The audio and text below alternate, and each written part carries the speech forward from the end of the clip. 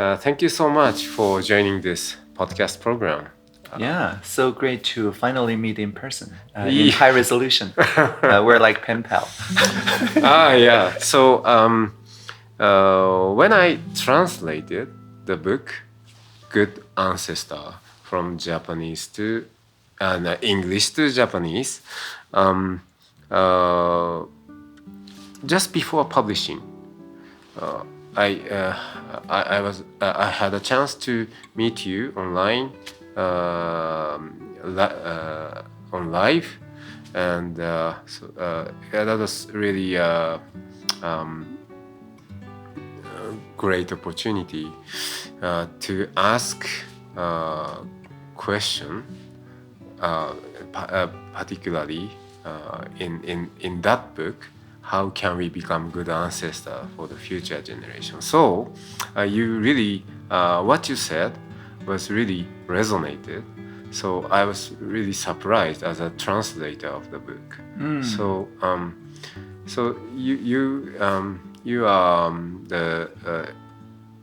you are you have a message around ancestor, right? Yes, I want to be a good enough ancestor. Good enough ancestor. Yes. So can we start with listening to your thought and idea around this good enough ancestor? Sure.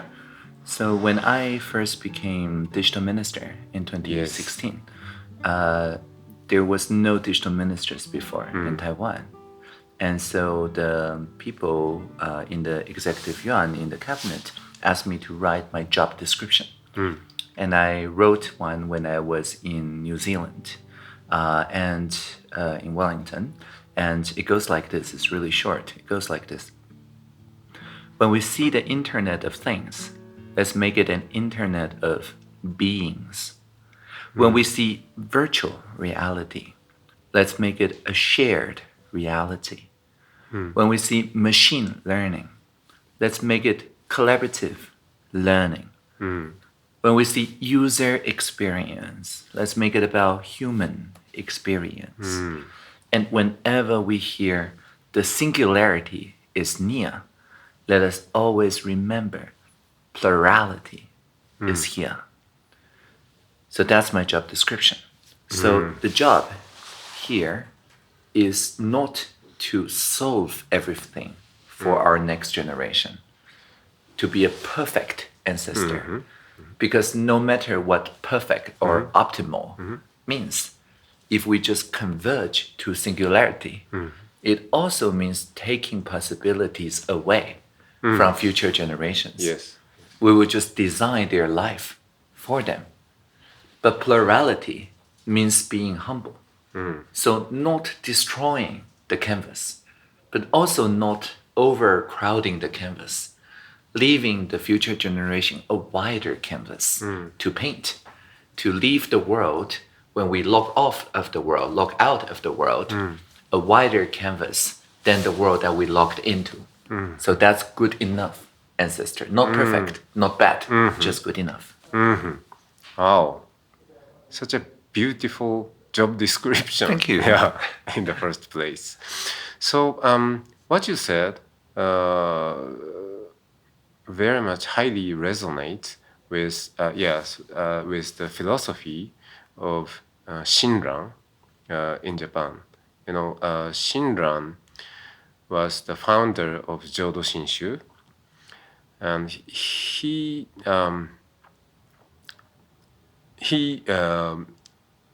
made a hard effort to get enlightenment in Chiesa, Mount Hiei, where at that moment, so that many Buddhist students studied.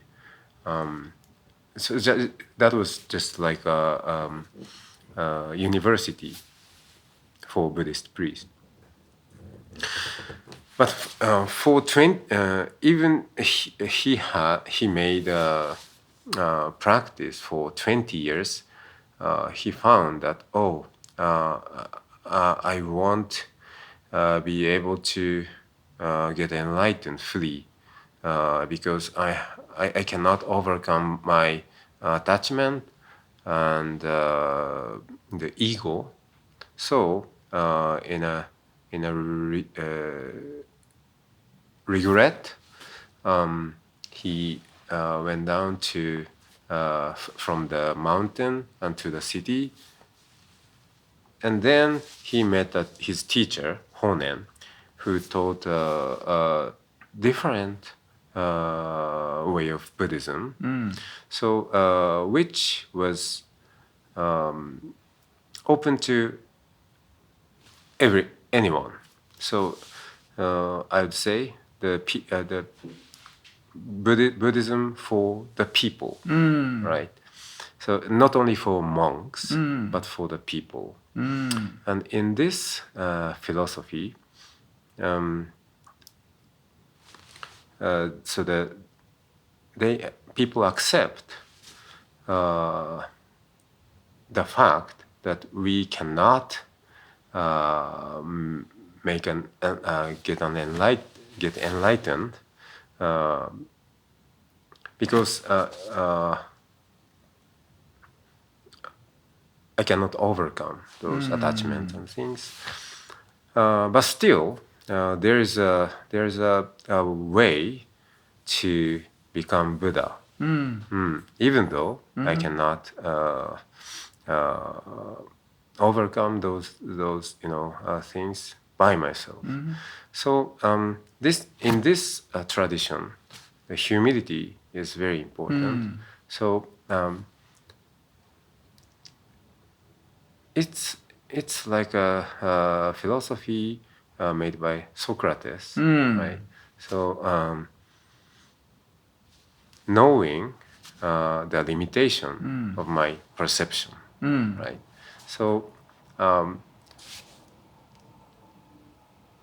perfect human, the notion to be a perfect human itself is elusive and very limiting.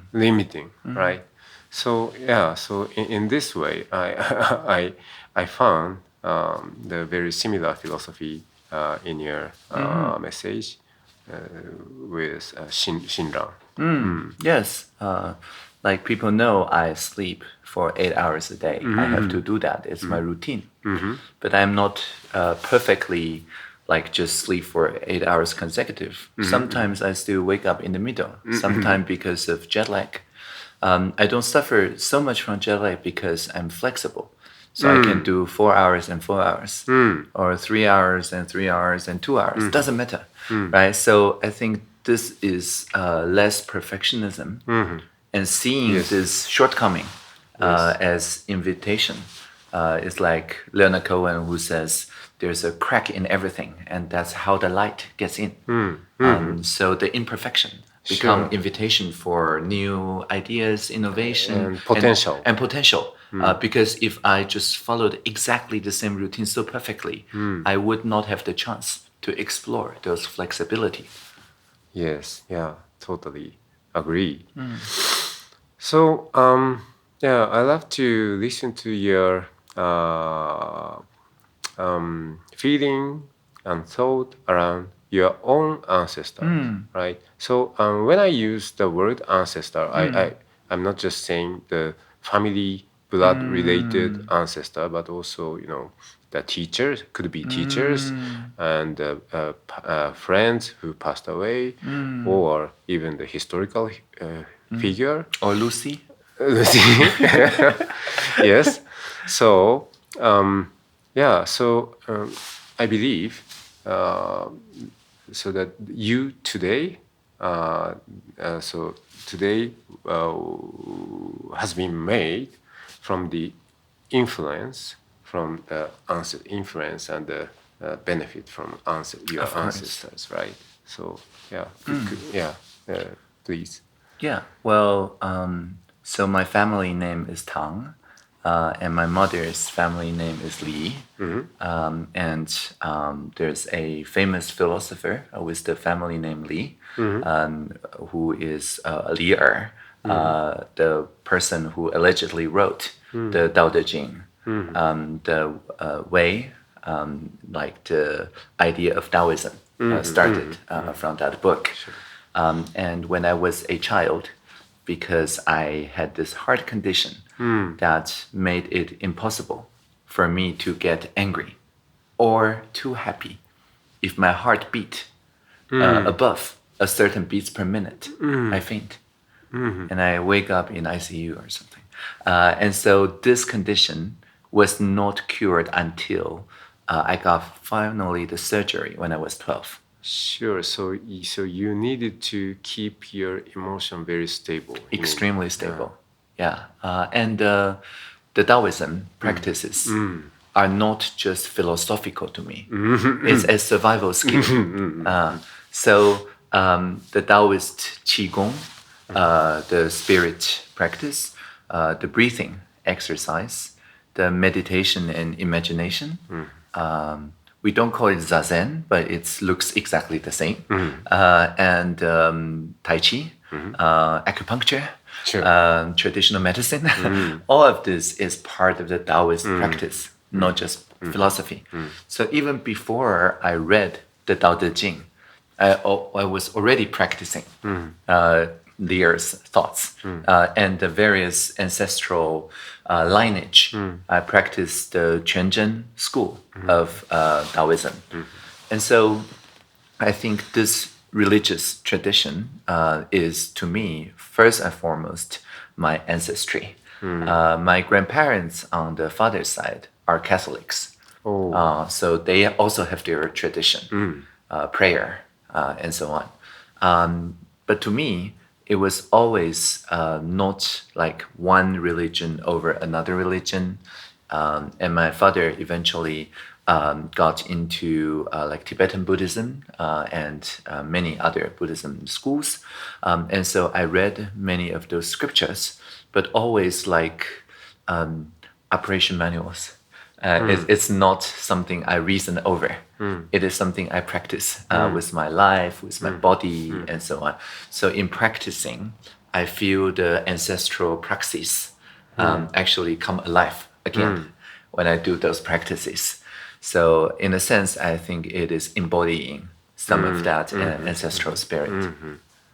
Okay, so you are a product of many different ancestral lineage. Yes, yes. And because when I was 4, the doctors told me and my parents, this child only have 50% chance to survive until surgery. So every night I go to sleep feeling like flipping a coin. If I lose the coin flip, I don't wake up. Which is why I don't sleep deprive myself saying that, oh, I just sleep in the weekend.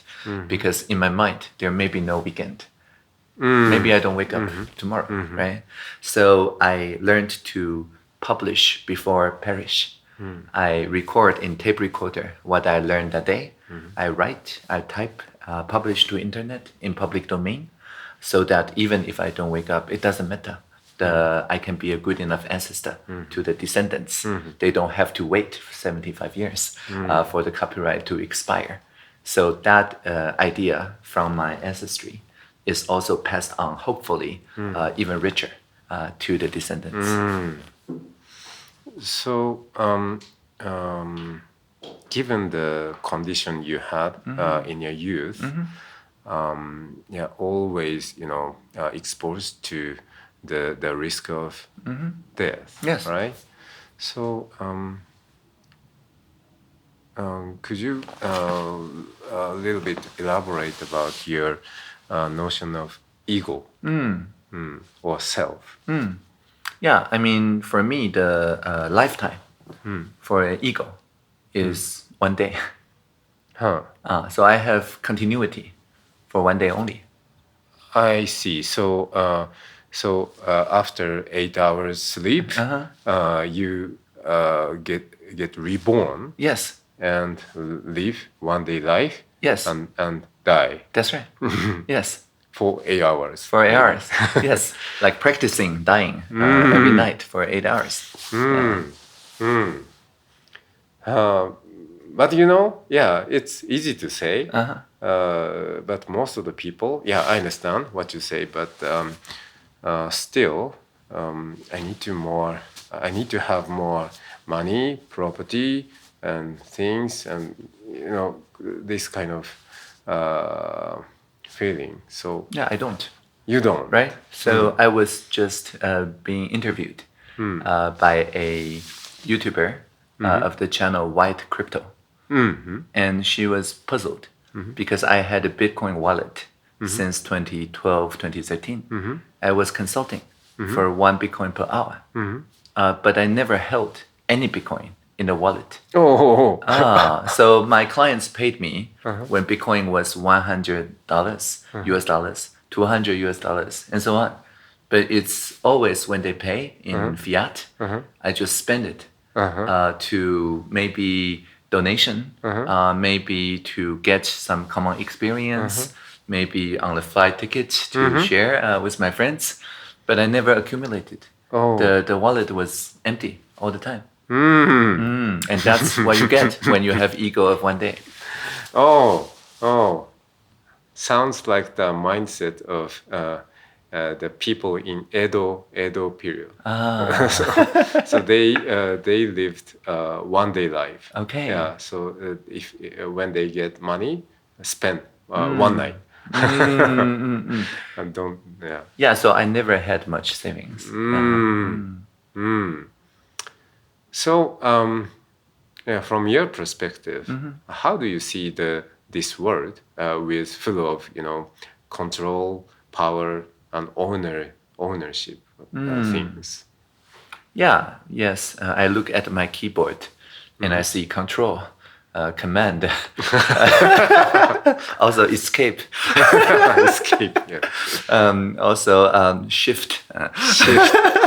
Yeah. So there are many different philosophies in this world. But to me, I identify with the largest key, space. Yeah, to create space. Yes, to create a space for everyone. And space works with every other key. I see. Yeah. So the most important key is space. Yes. Yes, in Chinese character, space is in Japanese ku. Yes. So emptiness. Yeah, void. Void. Yes. Which is the most important concept in Mahayana Buddhism. Yes, when I fill in my job description, it was on a HR form. And so in the party affiliation field, I just wrote wu, void. Void. Yes. Oh. And in the gender field, I also wrote wu, void. Wow. I've been feeling that you are the person from the future. So and in my image, you have been always like a bodhisattva. So now I still feel even in person. Okay. Okay, so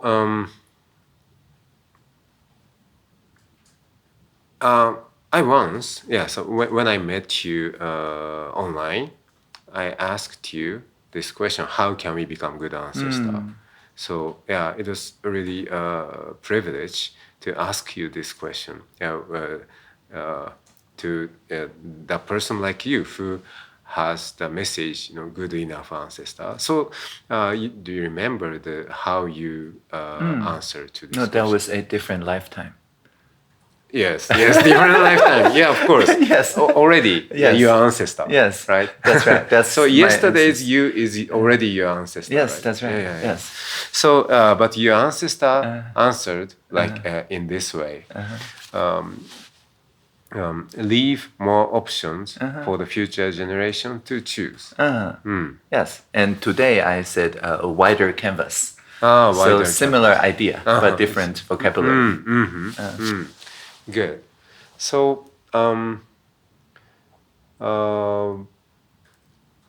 how? So, let me think.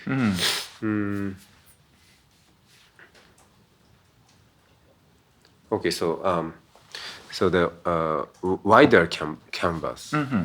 So could you tell me more about it? Yes, so more options still feels like giving the descendants choice, but they still seem like mutually exclusive, right? So we create more options, but they still can only select one.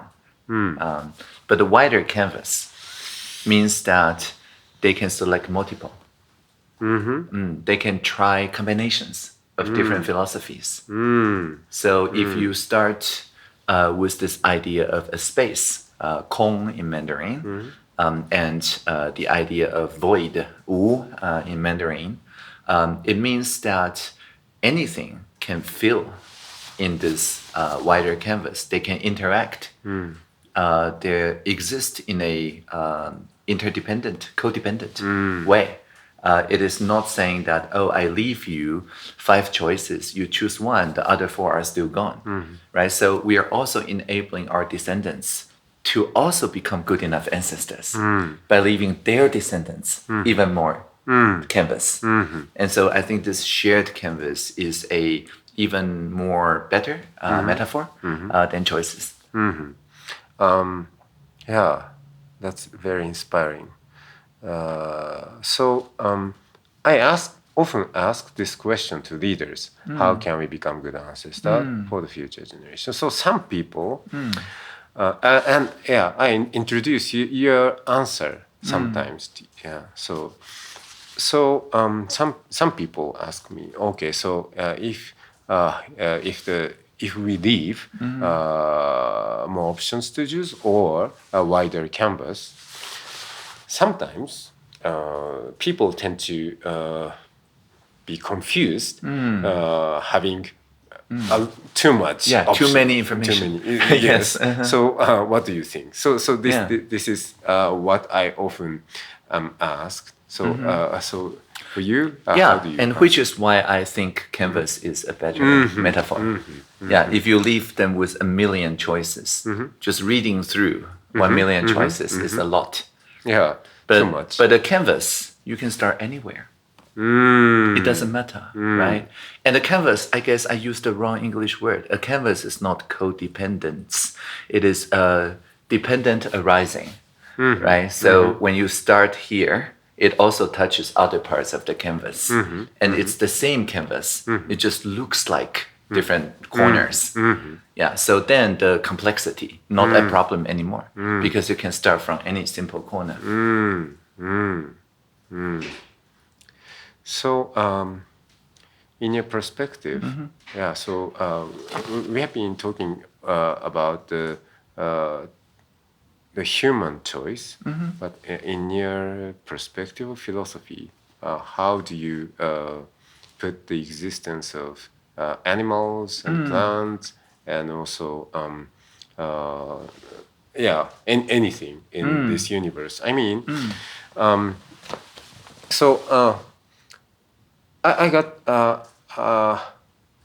I received some requests from the thinkers in Western world. Yeah, so your friend, Graham White. Oh yeah, you had a conversation. So asked me, let's have a conversation around the relationship between AI and animism. So I'm curious about your view to the animism and also how you include those non-human existence and elements. No, we are already included. Yes, right? It's just some people exclude themselves from the nature.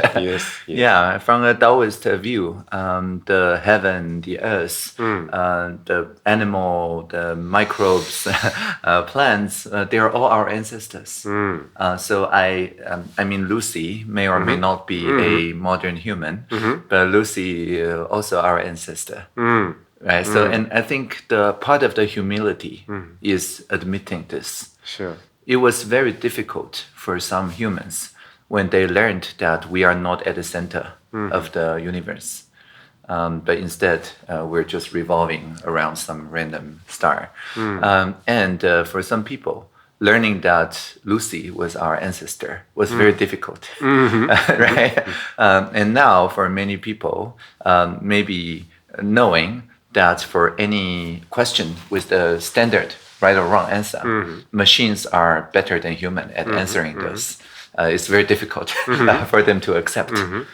But in each of these instances, the difficulty was because we somehow excluded ourselves from the fabric. From the fabric, yes. Yes. Yeah. And then we say, oh, we're the best. universe. And then machine become best. Oh, we feel very lost. Yeah, I know. Yeah, but if we're already part of the fabric, then we just welcome new members to the fabric. No problem. Yes. So so what you said totally resonates with what I've been thinking recently. So I think we are witnessing the change of the meaning of the notion humanity, particularly in the roughly speaking, particularly in the Western world, where the Abrahamic family religion dominates. Human beings. So in the first place, why do we have the word notion humanity? Because human beings is a species who wants to be to differentiate themselves from other species. We're not Neanderthals. Yeah. We're not even Lucy. So we are different from others. We are special. Yes. We are unique. So this is the background to where we have the notion humanity, right? So how different? Yeah, of course, we have logos and rational, and thanks to those features, we developed science and finally civilization like this. But unfortunately or ironically, thanks to our logos capacity, we finally created AI, which seems to dominate the logos world. Yeah, of course. Right? I freely admit it's a better programmer. Yes. So we used to differentiate ourselves from animals, right? We are special. Human beings are special compared to animals. We can do plants. mathematics. Yeah. We can program. Yes. We know logic. Yes. But now we need to differentiate ourselves from AI. Yeah. So I think the thinkers, particularly thinkers, thinkers are the people who are mostly Affected, right? because they can try, So- Gemini thinking model or O3 or DeepSeek R1 and see machine thinkers thinking very well now. Yes. So, we need to have new foundation to be unique compared to AI. So they are rediscovering the value to be animals. Okay, in the first place, we are animals. We have body, emotion, family, memories, and so on. And so, every night we may die. Yes. So that's what in this way we are different. So I think this is a reason that the thinkers come to me and wants to talk about the relationship between AI and animism. The animism is if I explain it in a simple way, in animism we recognize the soul existence, whatever, in any corner of the universe, right? So not only human beings, animals, plants, stones, rivers. Also, thunder. I was in Kyoto. Yes. So in this perspective, we don't need to think ourselves, human being, superior to others. Of course. Yeah. So,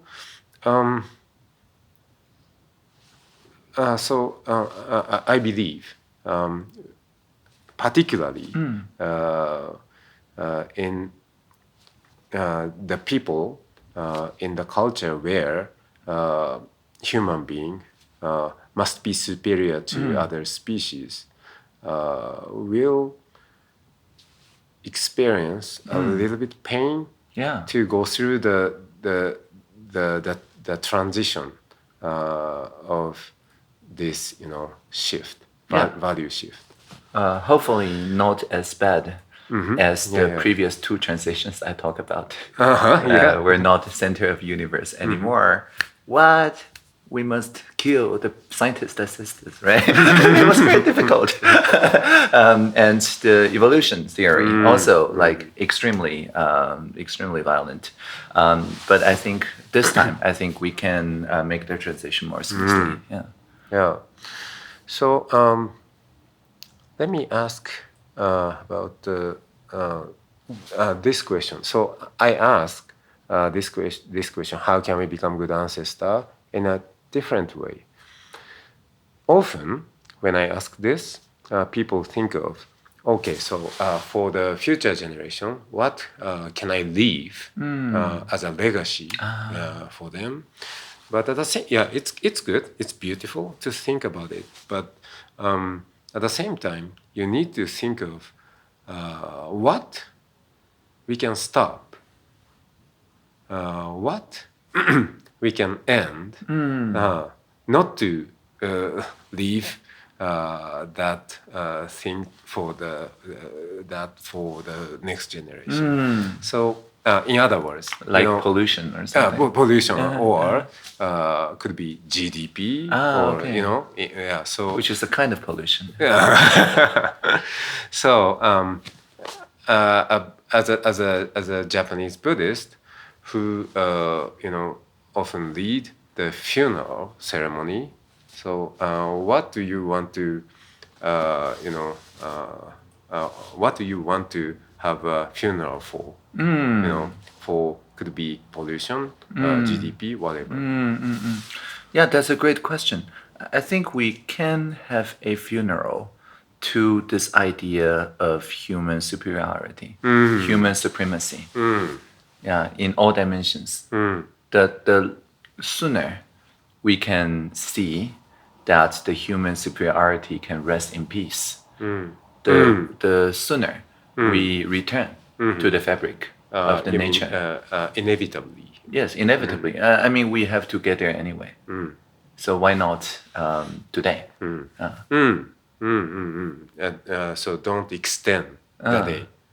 Yeah, I mean, maybe a hospice, right? You can provide care, so the thinkers feel better. Yeah, maybe find something fun to do in the meanwhile. If having the funeral today is too painful. Yes. Yeah, maybe just have a funeral for one small bit of human supremacy. Maybe today we just realize that, okay, so computers are very good at playing Go. We had a funeral a while ago, and or shogi, or chess, right? So we had a funeral. Wow, it feels like a lifetime ago, like 7 years ago, right? With AlphaZero, AlphaGo, and so on. And then we had the funerals of many other things, of playing computer games, of doing this transcription, voice synthesis, translation, and so on. So more and more, we're having small funerals of particular places where the human feels superior. So we don't have to do the big funeral all at a time. Sure. So yeah, we need to have a funeral for human superiority. So among the species, right? But even among the human being, yeah, so it resonates each other. So even among human beings, most of the many of the people believe that and have a stick to this idea. I need to be superior to others, right? Well, it's like playing tic-tac-toe. When you were maybe 3 years old, 4 years old, being a superior tic-tac-toe player means something, I guess. But once you are like 6 years old, you outgrow that. And you don't say, oh, I'm the best tic-tac-toe player in the world. Right? Sure. So, yeah, I appreciate your answer. So adding, building on that, I'm often asked by the people about the growth or having purpose, dreams, goals. The person like you who only live one day life, what does having goal or purpose, dream mean? Well, my goal tonight is to sleep for 8 hours. Because otherwise, my descendants tomorrow will wake up very confused. You will be with a smaller canvas, emotional canvas, and many others. Right? So this is my basic responsibility for tomorrow, is to have a well-rested sleep. And I also think if I learn from you today and I publish this transcript, my duty is to put it into public domain. So when other people want to use it, they don't need to ask our permission. They can write a report. They can make a manga. They can make a film. It doesn't matter. Because I may not be around to say yes, to grant the permission. Right? So permissionless innovation, I think, is also my responsibility to the descendants. But I think that is interesting because many people who insist on intellectual property see the future descendants as competitors to themselves. They're like, oh, I still want to use it tomorrow. So you cannot use it tomorrow. Wait until I'm done. So that's fundamentally different.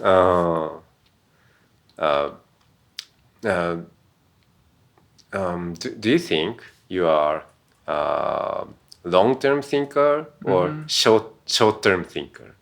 I think if I remove myself from the equation of tomorrow, then tomorrow and next generation and 7 generation down become the same thing to me. So then I can be free among the short term and the long term. To me, they hold roughly equal value. But for people who expect they can still be around the next quarter, the next quarter is more important than 7 generations down the line. So I wouldn't say I'm particularly short term or long term because any term longer than 1 day is same. Oh, that's a very interesting view. Okay, so can I ask one more thing? Sure. So around AI, particularly large language model, this is my feeling, but myself, I feel the notion of literacy in me has a lot has enormously changed after I'm exposed to Language models. large language models, AI. So it is, so in my understanding, it is designed to see the text from the vector The latent space. Yes. Yes. So I used to more stick to the details of the text, right? But recently, every time, so yeah, when I translate something from Japanese to English or vice versa, I often feel every time I put some material into large language model, it responds in a slightly different way. Yes. Yes. So, but the meaning is the same. That's right. Yeah. So it is interesting that so the text changes, but the meaning The is the vector same. is the same. Same. Yes. Different finger, the same moon. Yes. Yes. Yeah. That's what I want to say. Yes. Yeah. So it reminds me of the metaphor, the finger and moon. Yes. Right. So the finger is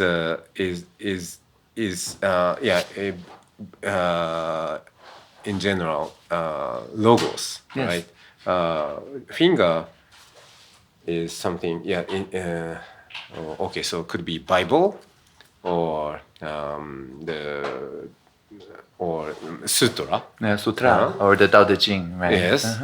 But so these texts itself cannot directly reach the moon. Yeah. Because the moon is beyond language. Of course. And beyond us. Okay, so the moon could be truth or the deep value, whatever. But these are just language. So so none of them is correctly Of course. describe this. But anyway, so the finger and the moon. So there is a metaphor. Religious people tend to stick to the finger, right? Because I think the Buddhists are better in that. Yes, I know. The I know. Sangha, right? I know. The peers, more important. Yeah, but at least here in Davos. Yes. By the way, we are recording this podcast in Davos. Yeah, in Switzerland. Switzerland. So Davos, I joined some meetings with religious people from different traditions and background. But yeah, these people are open to talk about different, difficult things. But some religious people who tend not to come to this kind of open space tend to stick to the finger. So this text is the best text. So this text is superiority. the only text. Yeah, superiority. Superiority, Yes. right? So it often happens. This often happens. But the large language model is basically working like a finger. It's a vector, and this guy, a large language model like AI, knows. So the text itself is not that important, but so the vector. Yeah, it's fluid. Right, fluid. So in this sense, I think we are living in the age of AI, but at the same time in the age of in the age to cultivate new literacy. Yes. So let me listen to your idea around new literacy in this context. Yeah, I think whenever we overly fixate on a form of expression, we're also saying that let's keep the canvas at the same size, the same angle, the same color as the world in which that text was written.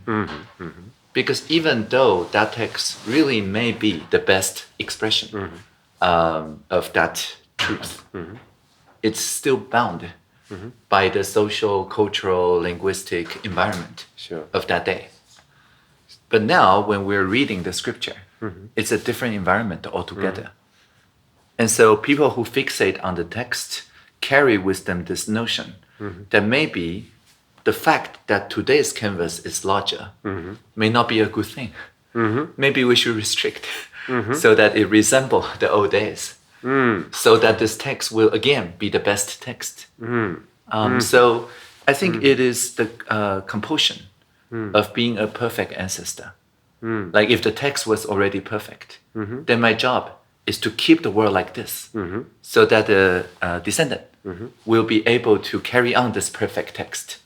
It's a perfect replication. Whereas the angle we just talked about means that whenever we meet a new person, or if we had an 8 hours sleep and wake up a new person, the canvas increase. So you have to reinterpret and maybe come up with new fingers. Right. So I think this is a very different way of looking at the world, whether the world is expanding and fluid, or whether the world must be kept the same. Yeah. Sure. So, as an author of a book about cleaning as a meditation, Yes. Let me ask you about the entropy things. You know, in throughout the history, you know, so the human beings have been inventing so many new concepts. And without cleaning. That's right. Right. Yes. So the in the logos world, so the entropy of language is always decreasing. So you mean there's more and more languages, more and more words, more messy, more and more messy, right? So. What do you think about this this mess in the logos world? So it's I think it's already too messy to digest for the people. So expecting the new literacy era, what do you think about the needs for cleaning the scattered messy full of concepts? Or well, I mean, to me, cleaning sounds like reduce the mess. As we know, reduce is not the only way. You can reuse. You can recycle. Recycle means using it as material, not as a tool. So if you reuse, you take a concept and use it a different way. Like the finger didn't used to mean language or language model. We just reused that concept. And recycle means that you take those concepts and maybe with the help of a language model, generate newer concepts. That is using the older concepts as material only. Yes. And not being bound by its original context. Right? So I think it depends on what you want to do. If you want to keep your mind in a very orderly fashion, if you want to clean your mind, then reduce obviously is best. If you want to make new interpretation so that people in the old world can communicate very well with newer generation, then reuse is the best. Just use it as a metaphor. But if you're for creating something new altogether. Then you want all these just be, it may be a mess here, a mess there, but then you take a paintbrush and just use them as material and then paint on the new canvas. So it may look like coffee, but actually you can use it as just brown painting, brown paint. Yeah. Right. That's recycle. Right. So depends on how creative you want to be.